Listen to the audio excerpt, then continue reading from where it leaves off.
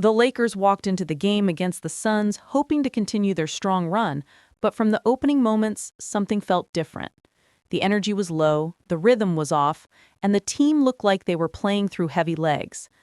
The Suns came to play with speed, confidence, and a clear plan, while the Lakers looked flat and disconnected. As the game started to unfold, it became clear that this was not going to be another night of LeBron saving the team with his usual control and strength. Instead, this game would become the first time this season when LeBron looked slower, tired, and very human. The Lakers entered the night on a good streak, but the Suns quickly made it clear they were ready to flip that story. And from that point on, the game slowly turned into a long night for the Lakers, their fans, and especially for LeBron James. Right from the first quarter, you could see the difference in pace. The Suns attacked quickly, moved the ball well, and targeted every weakness they could find. The Lakers, on the other hand, kept giving the ball away. The turnovers became a pattern so early that it looked like the team wasn't mentally prepared for the pressure. Every time the Lakers tried to push the ball forward, the Suns were waiting, ready to jump the passing lanes or force a bad decision. And the moment a turnover happened, the Suns were already sprinting the other way. They knew that the Lakers were slow on transition defense, and they used that weakness again and again. LeBron James, who usually controls the game with calm and smart play, looked strangely disconnected. It wasn't that he didn't know what to do, it's that his body wasn't responding the way we're used to seeing. The speed wasn't the same, the burst wasn't the same, the elevation wasn't the same. You could see it in plays where he normally gets easy points at the rim. In this game, those attempts were difficult or getting blocked, or simply not taken at all because he knew he didn't have enough lift. His teammates weren't helping much either because their own energy was low. The whole Lakers squad felt slow, while the Suns felt fast and fresh. One of the biggest problems for the Lakers was turnovers. The team had 22 turnovers that gave the Suns 30 points. That is the type of mistake that makes winning impossible at this level. Almost every turnover felt like a pick six, meaning an easy basket the other way. When a team gives away that many free points, it destroys momentum and energy. And because the Lakers were already slow, those turnovers made everything worse. Each mistake added to the frustration. Each mistake let the Suns build confidence. Each mistake made the Lakers lose control. The Suns took advantage of everything. Dillon Brooks, who already has a long rivalry with LeBron, came into the game with fire. He is known for poking at LeBron, trying to get in his head, and this game was no different. He hit tough shots, he played physical defense, and he talked confidently like he always does.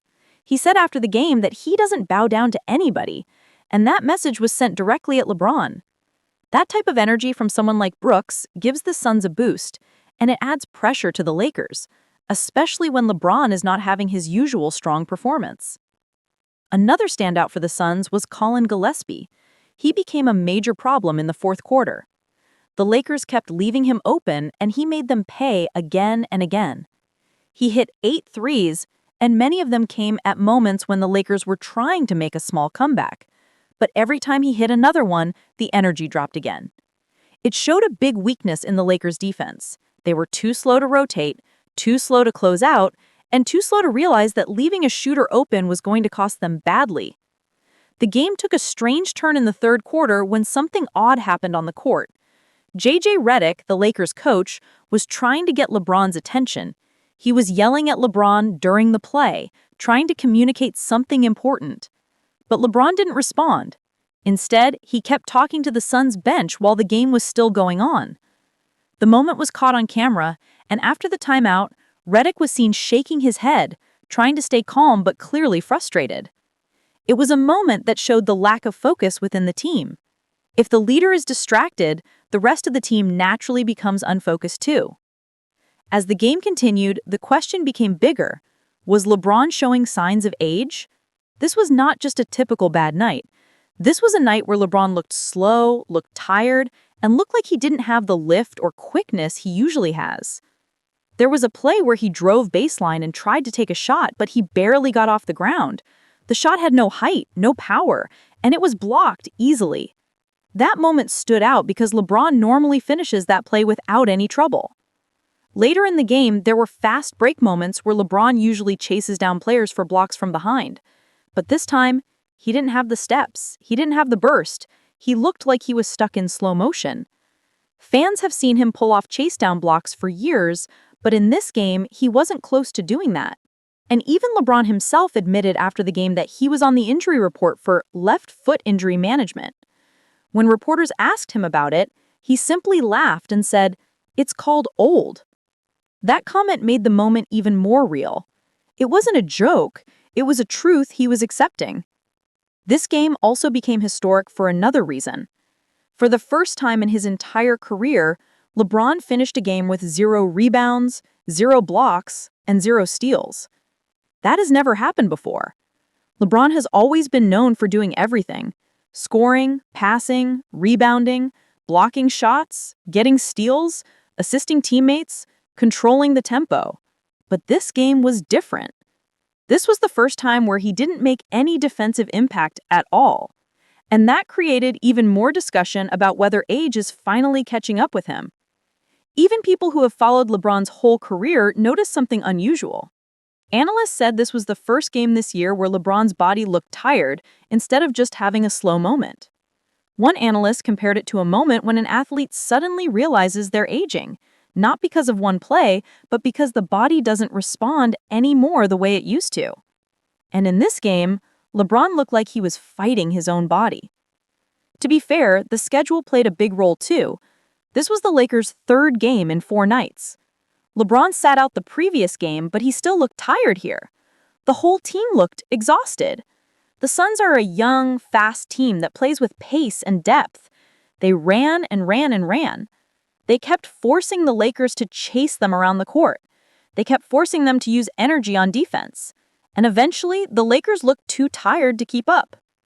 Even with all that, LeBron still managed to extend his double-digit scoring streak to 1,297 straight games. But he reached it late in the 4th quarter with a 3-pointer when the game was already out of reach. It wasn't a moment of celebration, it felt more like a reminder that even on a bad night, he still finds a way to score. But the process of getting there this time was slow, uncomfortable, and tiring to watch. Throughout the game, the Lakers struggled with decision-making. They took early shots that gave the Suns fast break chances. They made the same passing mistakes multiple times. They failed to protect the three-point momentum. They didn't box out. They didn't move with urgency. It wasn't just LeBron. The team as a whole was disconnected. But because LeBron is the leader, the spotlight naturally falls on him. People watching the game noticed that the Lakers were missing the spark they had during their 7-game winning streak. In those games, they looked active, confident, and sharp. But in this game, they looked sleepy and slow. Some of that comes from fatigue. Some of that comes from lack of focus. Some of that comes from pressure. But the important part is that this was one of the rare games where LeBron didn't look like he could lift the team physically or emotionally. We have seen LeBron defy age for years. Every time people thought he was slowing down, he proved them wrong. He added new skills to his game. He changed his style. He focused more on shooting, passing, and controlling the pace instead of relying only on athleticism. And even now, he remains one of the smartest players in the league. But in this game, the athletic side of his game looked like it took a step back.